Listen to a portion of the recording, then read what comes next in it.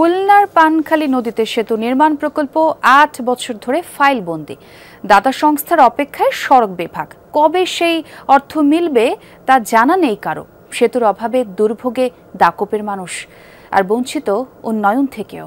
LME certified বিশ্বসেরা কপারে তৈরি Walton cables, যা আপনার স্থাপনাকে রাখবে সব সময় নিরাপদ।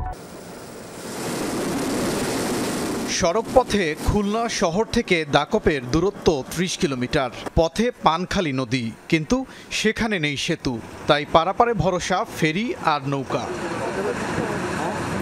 প্রতিদিন হাজারো মানুষ পাড়ি দেন নদী। এক একটি ফেরি ছাড়তে কখনো সময় লাগে ৮ ঘন্টা, কখনো বা ১ ঘন্টা। তাই ঘাটেই কেটে যায় দীর্ঘ সময়। অনেকে নৌকায় ঝুঁকি নিয়ে নদী পাড়ি দেন।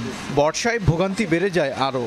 যখন আপনার সিগন্যাল থাকে, মানে আমরা তো রেগুলার যাতায়াত করি, মানে ভয় লাগে। অনেক সময় দেখি যে বাইক ঠাইক পড়ে যায়, অনেক ছোটোখাটো দুর্ঘটনাও ঘটে। আমি যখন একটা রুগী নিয়ে এসে এই জায়গায় দাঁড়াই, মনে করেন ঘন্টার পর ঘন্টা কেটে যায়। মাঝে মাঝে মনে করেন যে বৃষ্টির সময় ফেরি আসে না। ব্রিজ থাকলে তো 10টা রাত 12টা একটা পর্যন্ত যাতায়াত করা যায়। বর্ষার সময় আমাদের যাওয়া আসা খুব অসুবিধা হয়। এই যে আমাদের পরীক্ষার সময় যাওয়া আসা, এখানে ব্রিজ হলে খুব ভালো হতো।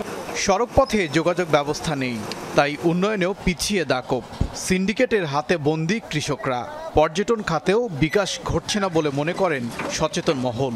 দাকপ একটা কৃষি সম্ভার এলাকা। এখানে বছরে তরমুজের চাষটা কিন্তু ব্যাপক হয়। এই চাষিরা শুধুমাত্র এই ব্রিজ না থাকার কারণে, যোগাযোগ ব্যবস্থা না থাকার কারণে তারা কিন্তু ন্যায্য মূল্য পায় না। সিন্ডিকেটের কাছে ব্যবসায়ী চাষিরা জিম্মি হয়ে যায়। সড়ক কমপ্লিট, অথচ ব্রিজ কমপ্লিট না। খুলনার দক্ষিণেই একটাই ব্রিজের এত বেশি প্রয়োজন, যেটা সাধারণ মানুষ থেকে শুরু করে, মানে কি বলে, এটার ইন্ডাস্ট্রিয়ালরা শুরু করে সবাই বিপদগ্রস্ত। 2017 সালে পানখালী নদীতে সেতু নির্মাণের উদ্যোগ নেয় সড়ক বিভাগ। নাম দেয়া হয় ঝপঝপিয়া সেতু। পাঠানো হয় প্রকল্প প্রস্তাব। এরপর কেটে গেছে ৮ বছর। জায়কা, চায়না, কুয়েত সহ বিভিন্ন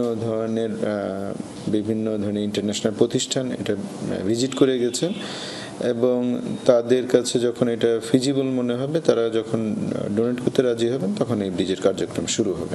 সড়ক বিভাগ জানিয়েছে সেতুটি নির্মাণে ব্যয় ধরা হয়েছে ৭৮২ কোটি টাকা। তার আগে দুপাশে সংযোগ সড়কের কাজ শেষ হয়েছে। ওবায়দুর রহমান, যমুনা নিউজ।